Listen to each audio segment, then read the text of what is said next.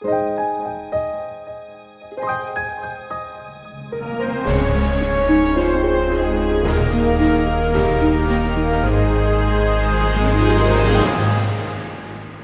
súper feliz de presentar a un amigo personal, pero también a una persona que de muchas maneras viene trabajando profundamente con el fenómeno hace muchísimo tiempo y que creo que nos puede ayudar a completar perfectamente la idea de los experimentadores. ¿Por qué? Porque además va a proponer una redefinición también.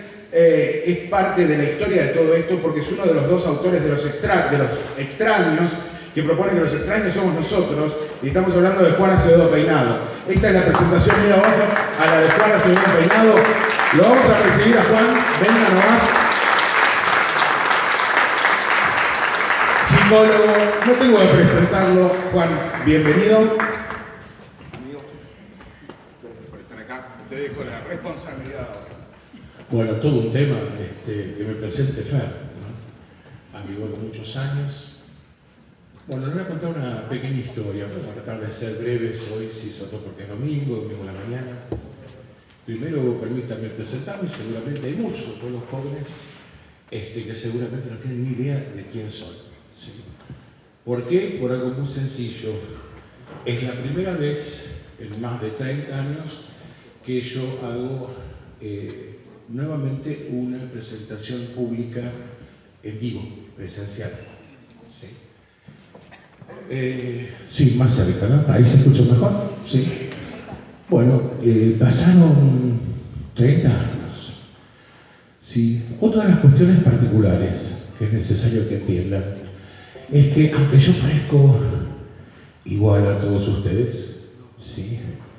En el fondo, muy en el fondo, no lo soy. Y ustedes dirán, ¿por qué que sea alguna inteligencia no humana? No. Se trata simplemente que pertenezco a la comunidad originaria guaraní. Por lo tanto, aunque eso parezca un dato menor, me ha llevado que desde la infancia mi manera de pensar y entender el mundo es completamente diferente, ¿sí?, a la cultura hegemónica occidental. Y desde ese lugar me permití pensar y repensar sobre esto que para el occidental era tan difícil y sigue siendo tan difícil de entender, cuando para las comunidades originarias es algo muy sencillo de vivir. Nosotros no necesitamos racionalizarlo, nosotros simplemente lo vivimos. Pero rápidamente entendí que los occidentales no. Entonces hubo que hacer algo que en el mundo quechua se llama chacajaruna, ¿sí? O chacaruna, o chacarruna, ¿sí? Que los abuelos con los cuales estoy emparentado, de los cuales aprendo todos los días, ¿sí? Ellos me decían, mi hijo, ya usted tiene que ir en el puente, dice. Ya, dice, entre los abuelos, dice, y sus hermanos, dice, ya eso es muy lindo, dice, pero tiene un problema. ¿Cuál? Ya dice, el hombre que transita el puente no se queda ni en una punta ni en la otra. Va eternamente viajando entre ese puente. Así fue como en los 90 tuve la suerte inenarrable de compartir con una familia, ¿sí?, otra gran familia con la que me tocó trabajar durante muchos años, que fue nada más y nada menos que un grupo allá en Rosario que se llamaba CIFO, ¿sí?, con Luis Alberto Pacheco, ¿sí?, con Fabián López, con Carlos Matos, con Diego Viegas, con Darío López, y sobre todo, nada más y nada menos que con un hermano con el cual venimos transitando este camino desde aquellos días hasta hoy. Y cuando digo transitando este camino es porque ha sido un camino muy complejo para ambos. ¿Sí? Ese hermano es nada más y nada menos que el doctor Néstor Berlanda, con el que tuvimos la suerte allá por los 90 de escribir un libro que en el 2000 salió, que fue referente para muchos, para otros no tanto, ¿sí?, que fue Los extraños, que abordaba desde el punto de vista de la psiquiatría y la psicología el tema de las abducciones. Bueno, de este lado ¿sí? Desde el mundo occidental me convertí en psicólogo clínico. Entonces, después de largas charlas, ¿sí? Sobre todo con Fernando, me convencí de que existía una posibilidad que después de esos 30 años, ¿sí? Porque en aquellos días arrancamos con ideas que eran como un poco adelantadas para su momento. Y para bien o para mal nuestro, no fuimos entendidos, ¿sí? Y ustedes saben qué es lo que pasa cuando uno se enfrenta a algo que no conoce, ¿sí? Y algo que no entiende. Uno generalmente lo rechaza. Y posiblemente tenga razón. Pero debieron tardar 30 largos años para que por primera vez en un congreso de estos temas todos los expositores estuviesen alineados en una misma dirección. Y esa dirección, y me emociona decirlo, era nada más y nada menos que esa dirección que habíamos marcado con ese grupo de gente y con la que venimos trabajando todos los días con el doctor Néstor Barranda. Entonces me pareció que era una oportunidad muy linda para compartir con ustedes algo. Como solemos hacer los guaraníes, yo no había preparado absolutamente nada. Entonces anoche hasta las 5 de la mañana me dediqué a hacer este humilde PPT, ¿sí? Tratando de resumir un poco la sorpresa con la que me encontré. Y esa sorpresa tiene que ver con ese título que se lo contaba ayer al Fer. Digo, porque mira, Fer, me parece que la temática tuvo una vida muy interesante, una infancia complicada, ¿sí? Una adolescencia típica, ¿sí?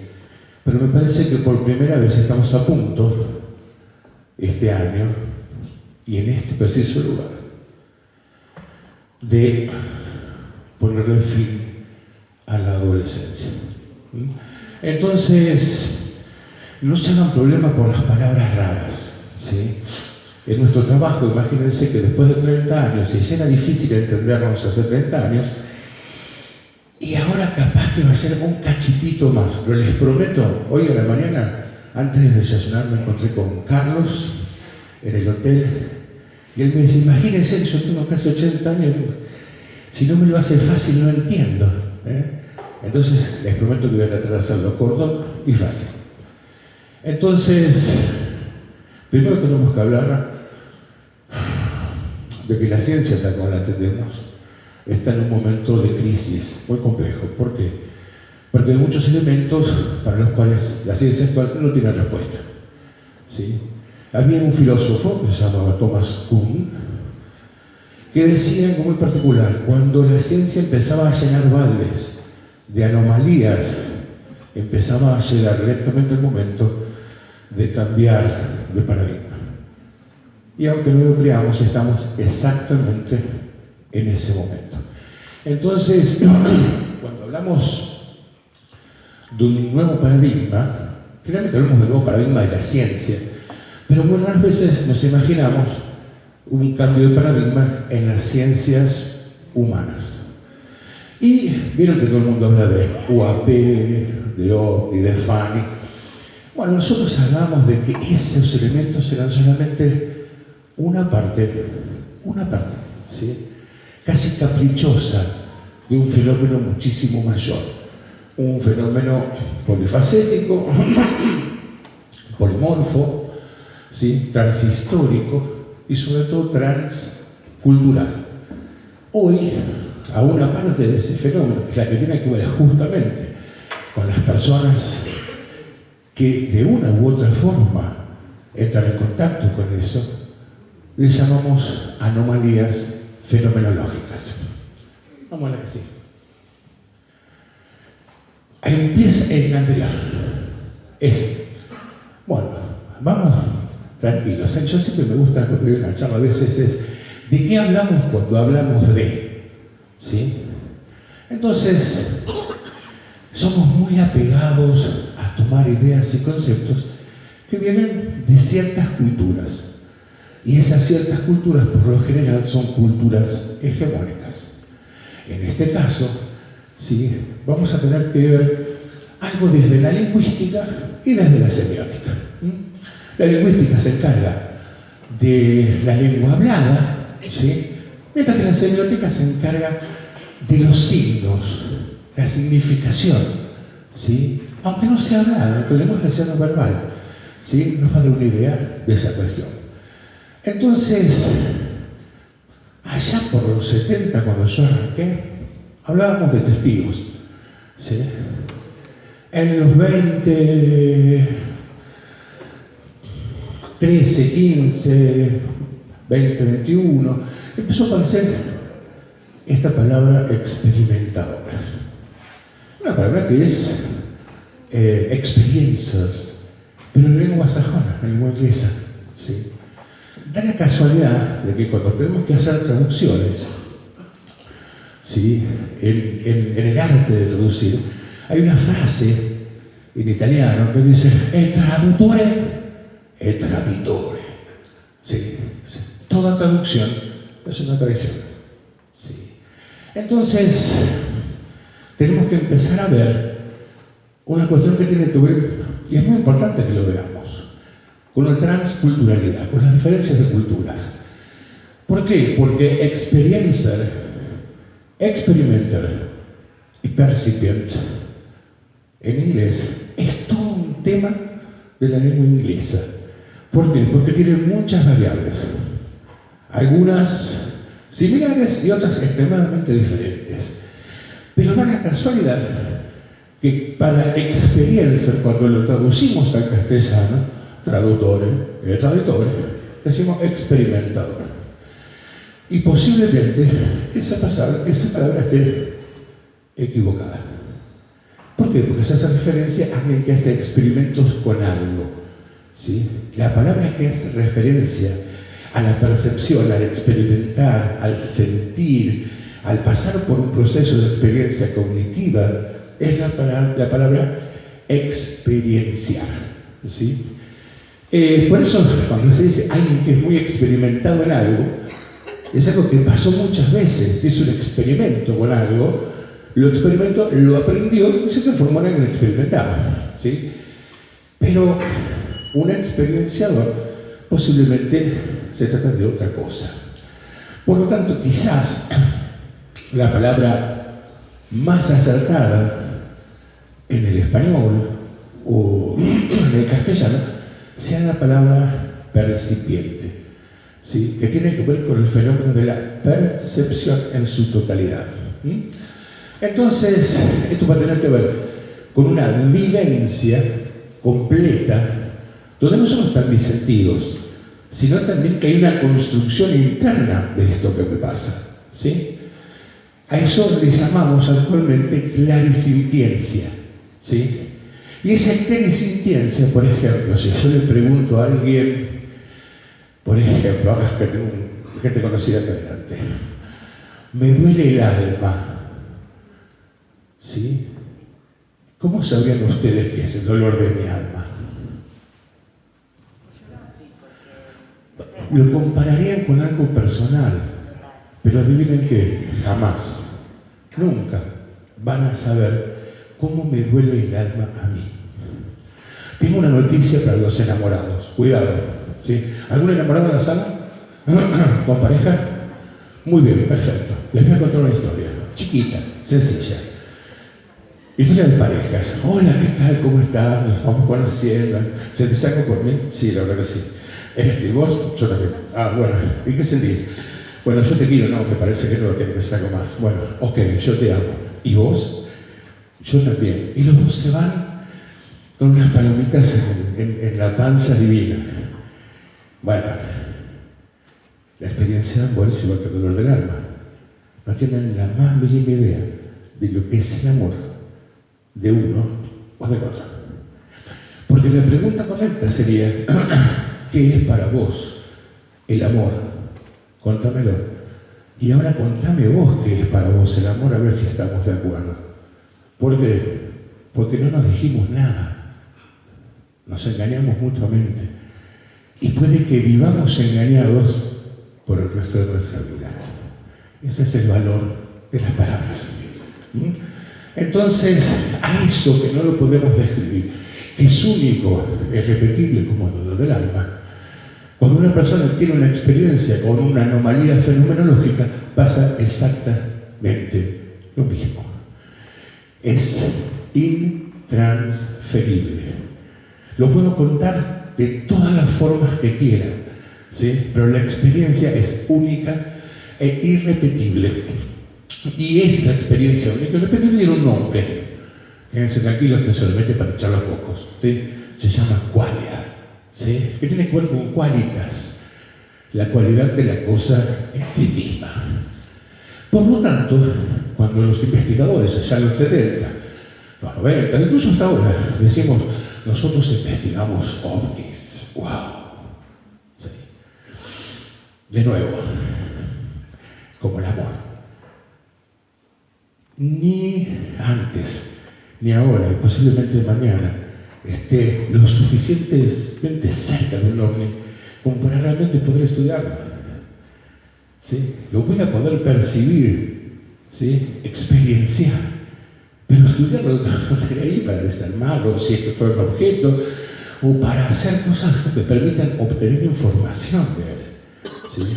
Por lo tanto, lo que vamos a tener son relatos orales, como casi todo lo que escuchamos ayer.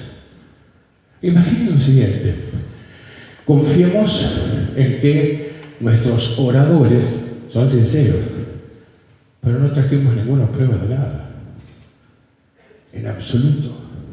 Solo contamos historias, y eso se transforma en narrativas orales. Pero adivinen qué, y antes de terminar les prometo que voy a intentar de demostrarlo y traerles algo concreto, una prueba de cómo el fenómeno se manifiesta. Claro, algunos pensarán, che, ¿esto tendrá que ver con la vigilia? No. Todos estuvieron ayer acá, ¿no? Sí. Bueno, antes de terminar, yo les pienso traer una prueba. ¿Por qué? Porque las narrativas orales influyen directamente en nuestra neurofisiología, cómo funciona nuestro sistema nervioso central. Vamos a ver qué sigue. Hemos tenido algunas mañas a lo largo de estos años. Mañas con las que hemos tenido que lidiar muchísimo. Una de ellas es el tema de la fisicalidad objetal. ¿Sí? OVNI, objeto. Volador no identificado. ¿Por qué algo se desplaza por el aire? ¿Alcanza para decir que es volador? Porque lo veo con mis ojos. ¿Alcanza para decir que es un objeto si no lo toco? ¡Wow! ¿Sí? ¿Alguien tenía la oportunidad de estar en espacios inmersivos de realidad virtual? Levanten la mano, por favor. ¿Lo pueden distinguir? Exacto. El cerebro va a intentar adaptarse de todas formas. O sea que es una idea un mínimo para empezar a tener en cuenta. ¿Por qué? Porque eso que ustedes vivieran es lo que llamamos estímulo determinante. Hay una programación que genera un estímulo para engañar a tu cerebro o para mostrarle, adivina qué, una textura de realidad diferente. ¿Sí? Sí. Fisicalidad, seguramente fiscalidad le arrea a las 5 de la mañana, le arrea. Pueden encontrar horrores de ortografía y cosas similares, así que háganmela saber. No me avergüenzo. Muy bien, pero adivinen qué. Esto, chicas que están tomando mate, después les voy a pedir uno. Esto que ustedes vieron en esa realidad inmersiva, ¿sí? Tiene algo muy interesante. ¿Por qué? Porque tiene algo que se llama indeterminación visual. Porque no hay ningún objeto ahí. Es un estímulo visual indeterminado. De esto hablamos en los 90 con este grupo que decimos ASIFO.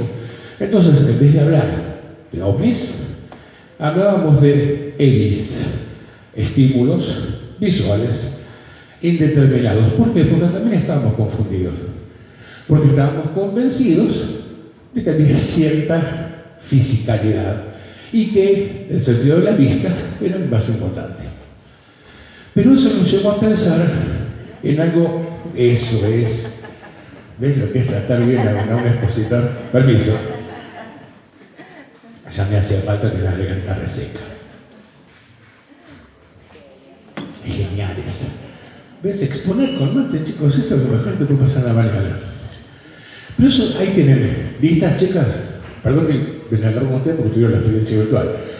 Pero eso que viene ustedes se llama disrealidad. ¿Por qué? Porque es un plano de realidad que no es real. Pero sin embargo mi cerebro la toma como tal y no la distingue. No hace ningún tipo, no se niega, no hace un quilombo, no me descompongo, no vomito, no, lo toma como algo normal. ¿Sí? ¿Por qué? Porque podemos empezar a pensar que nuestro universo, acorde como lo dijo el doctor Bergante ayer, como un conjunto, y posiblemente un conjunto más consciente de lo que estábamos acostumbrados a pensar o creer, es un universo omnijetivo, donde lo subjetivo y lo objetivo comparten el sistema de disrealidad. ¿Vamos bien hasta ahora? ¿Se complica mucho? ¿Se entiende? Bien. Lo cual rompe con algo bastante interesante. Ustedes están convencidos que ven un gordo grandote tipo Totoro vestido de violeta hasta arriba del escenario. ¿Sí? Y encima les tengo que contar que tengo que ponerme los tiradores porque si los pantalones se me caen y se hace bastante complicado. Pero la realidad, la verdadera realidad es que yo no estoy acá. Ni ustedes están ahí. ¿Sí? Todos ustedes para mí están en algún lugar, ¿sí? En una tecnología biológica extremadamente compleja que genera datos de información sistemática en nanosegundos, casi semejante a lo que decía Néstor ayer, que era nada más y nada menos que la computación cuántica. Y adivinen qué crea. Crea para mí y para ustedes lo que denominamos como realidad de consenso. Claro, si yo hago esto en la realidad de consenso, ¿sí? La pared es completamente sólida, yo no la puedo atravesar. Como los orbes que pasan a través de los objetos o los plasmas que pasan a través de los objetos. Pero adivinen que, acorde a la física tradicional y a la física cuántica, eso es 99% de vacío. Al igual que yo y al igual que ustedes, al igual que el teatro. Lamento informarles que todo esto es una construcción que nos permite simplemente el fenómeno de la vida. Entonces, necesitamos en ese sistema de realidad darle significado a las cosas. Morimos por entender. Es como una pulsión, una necesidad innata. Tengo que ponerle nombre a las cosas, tengo que saber, tengo que entender, ¿sí? Tengo que encontrarle el quid de la cuestión, ¿sí? Pero adivinen que la anomalía fenomenológica no lo acepta. Nos desafía constantemente. Y ese desafío, adivinen que se puede leer. Es un signo. ¿Por qué? Porque es un signo intencional. ¿Sí? Ese vacío. Y las cosas no se van porque sí. Se van porque tienen intención de evasión. ¿Ok? Bien. La construcción de la realidad de consenso hace que estemos totalmente convencidos de un montón de cosas. Pero adivinen qué. A ver, al amigo que está acá. ¿Sí? ¿Dónde estoy pensando? ¿Dónde piensa usted en este momento? ¿En qué lugar? ¿De dónde viene su pensamiento? ¿Sí? No sabemos. Puede venir de la uña de mi pie. Nos enseñaron a decir que venía del cerebro. Olvídenlo. ¿Sí? El cerebro lo único que hace es recolectar información y procesarla. Igual que eso, de una computadora. ¿Sí? Muy bien, pero resulta que adentro nuestro hay un otro. Y ese otro que habita desde que tenemos noción es a lo que le llamamos conciencia. ¿Sí? Muy bien lo que dijo el compañero. Durante todos estos años, con el doctor Borlanda, llegamos a la conclusión que la conciencia no es un fenómeno local, sino que es un fenómeno no local. ¿Por qué? Porque estaría esparcida absolutamente por todo el universo. Entonces, cuando pensamos en la experiencia de interioridad, y como lo dijo bien el doctor Borlanda, ya estamos unidos a todo. ¿Qué diferencia hay entre adentro y afuera? Absolutamente ninguna. Vamos a la que sigue. Entonces, claro, nos tienen acostumbrados a una necesidad. La ciencia ha sido parte de eso, ¿sí? A la obtención de datos, la data, ¿sí? Big data, mega data, ¿sí? Y es necesaria, sí, totalmente. Pero hoy podemos dividirla, ¿sí?, en dos tipos de datos. La ciencia, las noticias, lo que nos llega de las culturas hegemónicas, como Estados Unidos, ¿sí?, tiene que ver con datos duros, ¿sí?, que tienen que ver con, fundamentalmente, tecnología. Ciencias duras, matemáticas, física, física cuántica, ingeniería inversa, bla, bla, bla, bla, ¿sí? Ok. Pero esa ciencia dura, lo que ha generado es algo de lo cual Fer habla siempre, y él seguramente volar, es el hecho que hemos adquirido lo que se llama una narrativa, ¿sí?, hegemónica. Adivinen por qué. ¿Tienen una sorpresa gigante? Es la primera vez que yo tengo conciencia en 30 años que en un congreso de, entre comillas, ovnis, no aparece la palabra extraterrestre. ¿Se dieron cuenta de eso o no? Bueno, esa es la primera vez que pasa. Y eso es extremadamente raro, porque seguramente muchos vinieron por esa palabra, ¿sí? Ahora bien, hay otra forma de ver las cosas, y es la manera como tanto el equipo con el que trabajo y el equipo que compartimos con el doctor Borlanda encaramos otro tipo de recolección de datos, que son los datos blancos, que es lo que llamamos la parte soft. ¿Vieron como hardware y software? Bueno, blando. ¿Por qué? Porque tiene que ver con el conocimiento, tiene que ver con las ciencias humanas. Pero adivinen que por primera vez estamos empezando a construir entre todos una contranarrativa hegemónica. ¿Desde dónde? Desde Sudamérica. Muy bien. Otra cosa que es interesante, vieron que hablamos de ya dijimos, los perceptores, hablamos de los clarisintientes, ¿sí?, de los experienciadores. Vieron que allá en Estados Unidos se matan por poner aparatos, ¿sí? Y allá era, por eso dejo para el final de allá. Pero hay un aparato, una tecnología superlativa, ¿sí?, capaz de generar teradatos y teradatos y teradatos por milisegundos, que son lo que llamamos biosensores cognitivos, ¿sí?, que son nada más y nada menos que los propios percipientes. ¿Sí?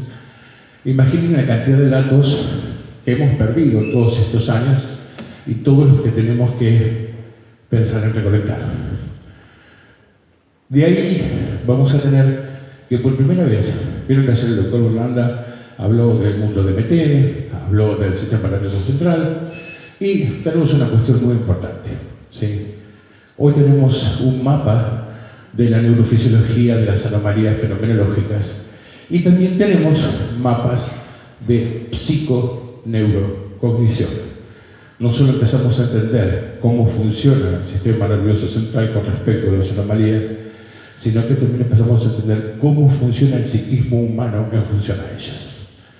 Muy bien, eso nos lleva a dos palabras. Una es que cuando muchas personas relatan sus experiencias, aparecen correlatos de lo que conocemos como neurogénesis y neuroplasticidad. ¿Sí? Una especie de abono para nuestra materia gris. Pero parece que el abono era para la materia blanca. ¿Sí? Un estado de hiperconexión. ¿Sí? Eso lleva a pensar, sobre todo con otro investigador muy importante, que es el doctor Gary Nolan, del cual seguramente muchos han escuchado hablar. Y todos creen que el doctor Gary Nolan está allá, la loma de él, sentado. No, el doctor Gary Nolan se comunica con todos los que estamos trabajando en estas cosas. ¿Por qué? Porque acá, en las colinas anales del mundo, también hay gente que piensa y también hay personas a las que se nos consulta. En conjunto, seguimos trabajando en lo que se conoce como la línea genómica, algo que está profundamente enraizado en nuestra genética, ¿sí? A lo cual el doctor Nolan y nosotros también denominamos el linaje. Da la casualidad que es muy posible, chicos, que ustedes dos se enamoraron inocentemente. ¿Por qué? Porque están sentados los dos acá. A uno de los dos le interesa el fenómeno o a ambos. ¿Sí? El hecho de que les guste a ambos hace que estén exactamente donde están. Y eso indica que es muy factible que una parte de sus cerebros, ¿sí?, no sea igual a las de las otras personas. Y es muy factible que entre ambos tengan descendencia y que su descendencia tampoco sea igual a otras personas. Y eso recién lo empezamos a saber ahora. ¿Sí? Esas fisioanomalías se buscan unas a otras y lo más interesante de todo es que buscan tener descendencia. Ok. Por lo tanto tenemos que armar nuevos mapas de la conciencia, tenemos que hablar de una conciencia extendida, un espectro de la conciencia. Y también tenemos que hablar de una complementariedad entonces entre los datos duros y los datos blandos. ¿Vieron cuando hace años atrás se hablaba de la expansión de la conciencia? ¿Se acuerdan? Les mentieron. ¿Cómo con tantas cosas? Si nos miente con el shampoo, no miente con eso. ¿Por qué? Porque la conciencia ya está expandida. Habrá un espectro extremadamente amplio. Lo que no tenemos es la capacidad de experimentar esta amplitud. Vamos a la que sigue. Muy bien. La nueva experiencia de la conciencia. La ampliación del rango de experiencia a lo que ahora vamos a denominar estados ampliados de experiencia. ¿Por qué? Porque justamente eso, tenemos que abrir el chute, ¿sí?, para experimentar más. Eso es lo que pasa en las anomalías fenomenológicas. Muy bien, pero también tenemos que ver que hay un espectro de realidad, como hay un espectro electromagnético de la luz visible que nos permite recopilar datos con la vista. ¿Sabían que ese rango, ayer el doctor Lana también lo puso, también Pablo también lo puso, es muy amplio? ¿Sí? Va del infrarrojo al ultravioleta y más allá en ambos casos. Pero nosotros solo focalizamos en un área central donde percibimos solo 7 miserables colores. Tenemos un olfato recto, oímos lo que queremos, ¿sí? Tocarnos da asquito, ¿sí? Y los olores ni se imaginan. O sea, tenemos una incapacidad de experimentación horripilante, ¿sí? Muy bien.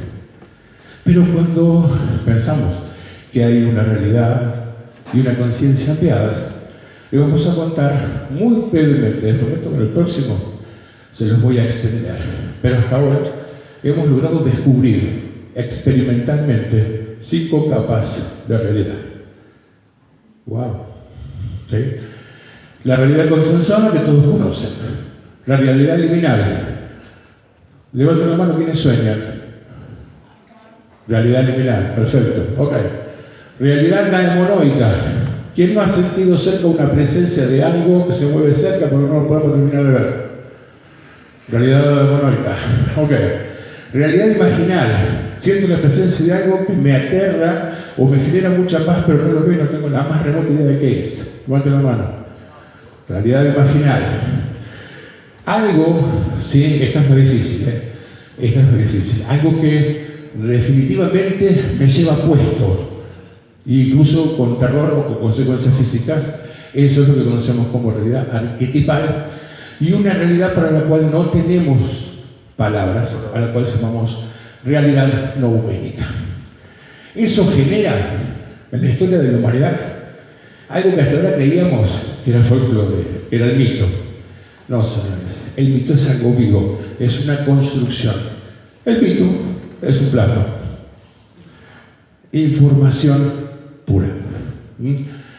Por eso podemos empezar a pensar, ir desde el entrelazamiento cuántico, algo que vamos a empezar a denominar ya no como experiencias comunes o como experienciadores, sino meta-experiencias, experiencias con sucesos de altísima extrañeza. Y esa es nuestra especialidad. Por eso pensamos allá en los 90 en las abducciones, ¿sí? Pero no tenemos en cuenta todo esto que trabajamos 30 años después. Hoy esa palabra quedó atrás. Hoy hablamos de subducciones. ¿Por qué? Nada nos lleva para ningún lugar. Solo nos metemos más profundamente, ¿sí?, en capas de la realidad. Entonces, ¿se acuerdan que en las abducciones pasa algo? Sobre todo con las chicas, con los chicos también, ¿sí? Que es el tema de la hibridación. Ahora fíjense qué loco, estudiamos cientos de casos, miles. Todos tienen una característica. A mitad del camino, entre algo tan retrógrado que cualquier serie de televisión pedorra de los años 60 es mucho más evolucionada tecnológicamente que lo que pasa dentro de una experiencia de abducción. ¿Sí?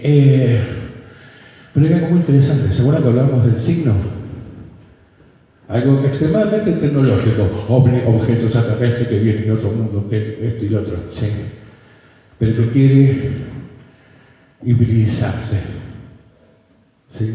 ¿Qué pasaría si lo que se quiere hibridizar es algo que lo dijo claramente Robert Bigelow, que es nada más que la tecnología y la espiritualidad? Entonces, vamos a ver qué sigue. Bueno, entonces tenemos esto que hablamos que son los meta-experimentadores. ¿Y saben qué son los meta-experimentadores? ¿Tienen idea? Creo que les dije que nosotros lo comprobamos concretamente, físicamente. Los meta-experimentadores son sujetos experimentales que volitiva y conscientemente se someten a entornos de extrema extrañeza. Y ustedes seguramente pensarán, ¿pero dónde hay entornos de extrema extrañeza? Ok. A eso nos lleva a la omnicaja. ¿Sí? Y lo que encontramos en esos universos son algo que solo podemos definir como hiperobjetos. Objetos tan enormes, tan grandes, que hacen que nuestra razón sencillamente deje de joder y se dedique a experienciar. ¿Sí? Entonces, tenemos que empezar a pensar en ontologías no tradicionales de las nuestras experiencias, o sea, otras culturas y otros seres que puedan tener este tipo de experiencias. Por lo tanto, llegamos a las conciencias, inteligencias y sintiencias no humanas. Otra área en la que trabajamos es que es muy factible que esas conciencias e inteligencias no solo sean no humanas, sino que además no sean biológicas. Ok, por lo tanto, se los dije al principio, la realidad consensuada es una creencia. Vamos a ver qué sigue. Lamento decirles de vuelta, hoy soy el famoso señor que te pincha el globo y te derrumba el mito, ¿sí? Soy el payaso mala onda, totalmente. Vieron que todos nos gusta el tema del ovni, el UAP, cómo me gusta, sí, la extraterrestre, el gris, ay sí, cómo me gusta. Bueno, eso es lo que conocemos como narrativa alienígena, ¿sí? Pero ¿saben qué? La comunidad ufológica, a lo largo de 90 años, ¿sí?, experimentó un proceso de creencia. ¿Sí? Es una incipiente pero muy concreta espiritualidad secular con un mito prometeico, vienen a salvarme, ¿sí?, y la necesidad de instaurar una narrativa. ¿sí? Por eso se acerca cada vez más a ciertos aspectos de la religión, ¿sí? Entonces, ¿saben qué? Muchos de los que pertenecimos o pertenecen a las comunidades ufológicas terminan transformándose sin saberlo en una feligresía, ¿sí? Que solo acepta a rajatabla lo que ciertas conveniencias nos dicen que tengamos que creer. Muy bien, entonces eso tiene que ver con algo que hay mucha gente que está trabajando, que se llama ingeniería cognitiva. Pero hay un elemento perturbador. Seguramente han escuchado a Leslie King o a Willy Sondo hablar de eso. Porque hay algo de lo que no se puede hablar. Hay algo que no se puede decir. Pero ¿cómo? Si ya nos dijeron que tienen objetos, que tienen cuerpos, que los ovnis existen, que recuperaron naves, ya está dicho. Entonces, ¿qué es lo que no se puede decir? Interesante. Posiblemente, esto lo habló ayer de un neurotransmisor arcaico, que es la DMT, ¿sí? Que puede que haya producido hace miles o millones de años una disrupción evolutiva, ¿sí? Una especie Homo no sapiens que haya alcanzado el grado de singularidad cognitiva. ¿Vieron? ¿Alguien vio la película Lucy? Eso es singularidad cognitiva. Y puede que alguno de ellos todavía esté con nosotros.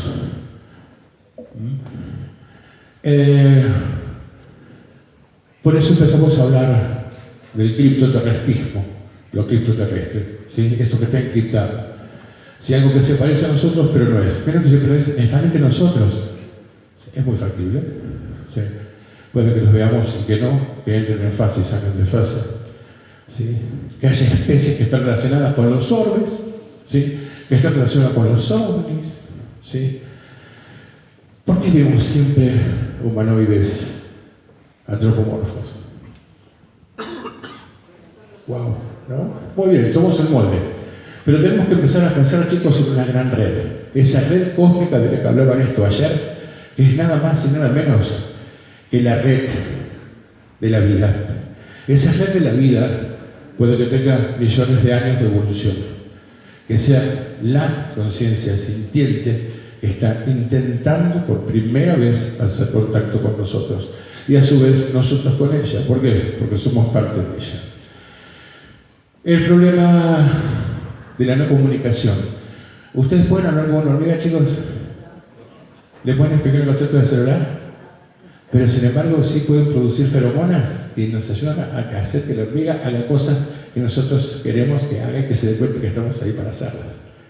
Así que por el fenómeno se maneja con nosotros, solo que en este caso las hormigas somos nosotros. Muy bien, por lo tanto llegamos a que la conciencia es tan esquiva, tan misteriosa, como el fenómeno mismo. Pero adivinen qué, la conciencia, ¿están listos? Es igual a tiempo. Solo presente. Pasado, presente, futuro, conciencia. Vamos a ver qué sigue. Una pregunta. Sí. Cuando la conciencia se reconozca a sí misma, Ya se reconoce. ya no existe más nada. Existe todo. Exacto. El todo es la singularidad. Muy bien. Bueno, y con esto nos vamos, ¿sí? Muchos creen que muchos de esos personajes que presentan sus programas, ¿sí? Que están allá, en el culo del mundo, son importantes, llenos de guita, con un montón de aparatos, que son todos inteligentes y lindos, y andan en autos caros y todo lo demás, no buscan a otras personas en los culos del mundo. Hay algo que la mayoría de ustedes seguramente no saben. ¿Quién conoce lo que fue la apertura de los archivos del imposible en Rice, Texas, Houston? Levante la mano. Perfecto. Tal cual se esperaba que fuera. Nadie. Fue el puntapié inicial para la apertura de los postulados, ¿sí?, de diferentes casas de altos estudios a lo largo y ancho del mundo, para empezar a estudiar con una agenda concreta, con más de 30 años al futuro, ¿sí?, nada más y nada menos que las anomalías fenomenológicas desde el punto de vista de las humanidades. Otra cosa que estaría bueno contarles es que, sí, este gordo Totoro, vestido de violeta, que está acá, fue uno de los dos invitados a la conferencia inicial de RISE, donde estuvo el doctor Joseph Kleiber, el doctor Schatz, ¿vale? ¿Sí? Leslie Nair, Wilton Schreiber, ¿sí? Entre tantos, ¿sí? Por una cuestión de vacunas, en aquel momento yo no pude viajar, pero sí pudo viajar otra persona de Argentina que terminó lo que fueron las salas plenarias de RISE, presentando lo que conocemos hoy como el Manifiesto RISE. Y algunas otras cositas que si las googlean seguramente las van a encontrar. Ahora bien, desde esa época hasta la fecha, ¿sí? A diferentes personas en diferentes partes del mundo se nos convoca para estudiar, trabajar sistemáticamente todos los días en la construcción, ¿sí? De una nueva disciplina que integre y dé cuenta de las anomalías fenomenológicas. No se asusten, esta es una de las cosas que tenemos que trabajar muchos de nosotros todos los días. La iniciativa se llama Paper and Pencil, papel y lápiz, que trabaja sobre la idea de un fenómeno local y las transhumanidades, desde una perspectiva cultural no hegemónica descentralizada, donde se investiga la antropología evolutiva disruptiva, ontologías no convencionales, inteligencias no humanas, exposición sostenida a entornos perceptuales extremos, conciencia plasmática, xenosemiótica, xenolingüística, cognición no racional, filosofía de la conciencia, psicología evolutiva de la conciencia, hipótesis-DAT, psicología aplicada a ontologías no convencionales, neurociencia evolutiva, formas de vidas no biológicas, espectro de realidad, experiencias de fase, espacios objetivos, campos y redes de conciencia micelial. ¿Ustedes imaginaban que en esta parte del mundo pasaba eso? Bien, ¿vieron cómo se llamaba el congreso? La ciencia se... Por eso estoy hoy aquí con ustedes y de seguir así espero no volver a irme. Pero eso va a depender de ustedes, no de nosotros. Vamos a la última. Les dije que les iba a mostrar cómo opera el fenómeno, de qué manera se comunica de forma total, completa y absolutamente concreta. ¿Están listos para una sorpresa? Muy bien, porque el fenómeno está aquí y ahora, ¿sí? Tiene una comunicación emocional, nos dice que todos somos uno, nos da donaciones objetales como objetos y cuerpos, ¿sí? Nos dan isomateriales como residuo. El fenómeno somos nosotros. ¿Por qué? Porque tenemos una colaboración evolutiva, ¿sí? Y debemos intentar superar una gran prueba, porque de lo contrario, y ese es el elemento perturbador, es que posiblemente nuestra especie, tal cual la conocemos, no continúe sobre la faz de la Tierra. Entonces, ¿están listos para la sorpresa? Levanten la mano a todos los que estuvieron ayer. Pónganse esa mano en el pecho. ¿Sí? Y quiero que ahora cierren los ojos por un instante. Les juro que ya me voy y los dejo con fe. Quiero que rememoren el momento cuando Daniel López ayer se quebró arriba del escenario. Quiero que rememoren qué sintieron. Vieron que les atacó como una necesidad de abrazar y que les atacó como una necesidad de aplaudir y que les atacó una necesidad de pararse. Bueno, ¿quieren que les cuente algo? El doctor Néstor Fernández y yo lo habíamos detectado 5 minutos antes. Sabíamos que eso iba a pasar exactamente. ¿Por qué? Porque eso le aconteció. Es el fenómeno comunicándose con cada uno de nosotros a través de una persona que estuvo total y absolutamente cerca al fenómeno en sí. Así que Daniel, gracias por haber compartido con nosotros una experiencia objetiva, una comunicación transtemporal y sobre todo, y lo más importante, no permitir pensar que quizás todavía tenemos esperanza en pasar la prueba. Así que gracias a todos, les agradezco en nombre del equipo que está trabajando desde hace mucho tiempo, le agradezco a Andrea, a Silvia, por la invitación. Nos conocemos hace muchos años, muchos, a Fer, al doctor Néstor Berlanga, ¿sí? Y recuerden, todos somos uno.